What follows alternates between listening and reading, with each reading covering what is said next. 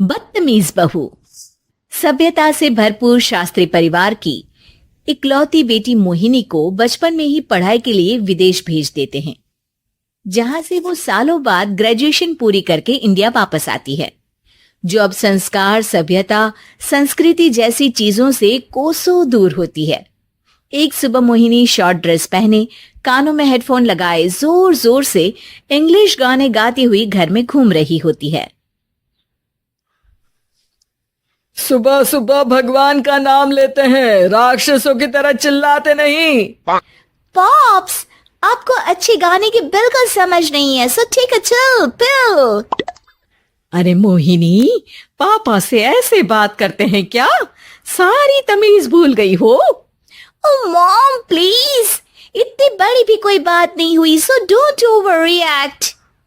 ऐसे ही दिन बीतते हैं जिसमें मोहिनी के तौर तरीके, रहने और बात करने का ढंग उसके मम्मी पापा को परेशान करने लगता है। भला कोई मानेगा कि ये मेरी बेटी है? रीति रिवाज और संस्कारों से तो इसका दूर दूर तक कोई नाता नहीं, और अब तो लगता भी नहीं कि कभी होगा। अरे ऐसे कैसे नहीं होगा? लड़कियां सारे नखरे अपने माँ बाप को ही दिखाती है। ससुराल जाकर उन्हें सब कुछ करना भी पड़ता है और मानना भी। पत्नी की बात शास्त्री जी समझ जाते हैं और कुछ ही दिनों में अपने से भी ज्यादा धार्मिक परिवार में निखिल के साथ मोहिनी का रिश्ता पक्का कर देते हैं। रिश्ता तो पक्का कर दिया, पर यहाँ मोहिनी को कैसे मनाएंगे? शादी ब्याह के मामले में आटे में नमक जितना झूठ तो चलता है जी। इसी तरह एक के बाद एक तिकड़म लगाते हुए दोनों मिलकर मोहिनी को शादी के लिए तैयार कर लेते हैं और मोहिनी निखिल की शादी हो जाती है, जिसके अगले दिन से ही मोहिनी दोबारा अपने पूरे अवतार में शॉर्ट ड्रेस पहनकर घर में घूमने लगती है। बहू को ऐसे देख सास की आंखें फटी की फटी रह जाती हैं। अरे ये क्या बेशर्मी है, हमारे घर की लड़कियां जींस तक नहीं पहनती और तुम बहू होकर इतने छोटे कपड़े पहनकर पूरे घर में घूम रही हो। सीरियसली मॉम, प्लीज आप अपनी इस 80 के दशक वाली सोच में मुझे इंक्लूड मत करो। हाय तौबा, एक तो बेशर्मी दिखाती है, ऊपर से सास के साथ जुबान भी लड़ाती है। अरे जल्दी कपड़े बदल कर आ, घर की पहली आरती तुम्हें ही करनी है। इतनी देर में निखिल भी वहां आ जाता है। माँ पापा आने वाले हैं, पूजा का सारा सामान तैयार है ना? ये पूजा हमेशा मेरे बॉयफ्रेंड्स के पीछे पड़ी रहती थी और अब हस्बैंड के पीछे भी आ गई।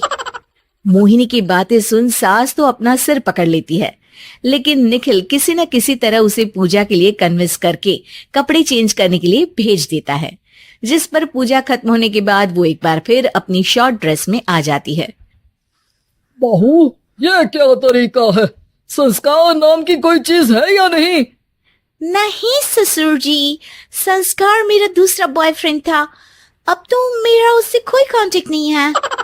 मोहिनी का जवाब सुन के ससुर तो भगवान नाम जपते वहां से चले जाते हैं, लेकिन सास बहू के बीच कहा सुनी फिर शुरू हो जाती है, जिसे इग्नोर करते हुए मोहिनी घर से बाहर चली जाती है और देर रात घर वापस आती है। मोहिनी, मैं जानता हूं कि तुम विदेश में रही हो और तुम्हें वहीं की आदत है, पर यहाँ चीजें कुछ अलग है। अगर तुम उस हिसाब से कुछ एडजस्ट कर लो तो सबके लिए सही हो जाएगा। I am not in a lecture mood. Good night. अगली सुबह मोहिनी देर से उठकर एक बार फिर उसी तरह सबके सामने आती है, जिस पर उसके सास कुछ बोले उससे पहले ही मोहिनी की दोस्त मोनिका और रेचल वहां आ जाती हैं। Oh hi darling, how are you? OMG, we missed you so much. I missed you too darling. Ram Ram, इन्होंने तो तुमसे भी छोटे कपड़े पहने हैं। अरे तुम लोगों के अंदर कोई शर्म लिहाज बाकी भी है या सब बेच खाई? मोहिनी, तुम्हारी मेड कुछ ज्यादा नहीं बोलती। इस पर मोहिनी की दोस्त उसकी सास का मजाक बनाने लगती है, जिसे सुन निखिल उन्हें जवाब देते हुए कड़वे शब्द सुना देता है और वो सुन के वो दोनों तो मुंह बनाए वहां से चली जाती है, लेकिन गुस्से से लाल मोहिनी वहीं खड़ी निखिल को घूरती रहती है। घूर क्या रही हो? तुमसे शादी की ये सोचकर कि विदेश में पढ़ी लिखी हो, घर में कोई पॉजिटिव चेंज लाओगी, अपनी करियर के लिए एम्बिशियस होगी, पर अपने इस बिहेवियर से उस पढ़ाई के साथ साथ अपने मम्मी पापा के नाम को भी डुबो रही हो। अगर तुम्हें ऐसे ही हाल रखना है तो यहां रहने की कोई जरूरत नहीं है। निखिल की बातें सुनकर मोहिनी रोते हुए घर छोड़कर अपनी मम्मी पापा के पास वापस आ जाती है। ससुराल में सब कुछ ठीक तो है? वो अपने आप को समझते क्या है? मोहिनी पर चिल्ला रहे हैं?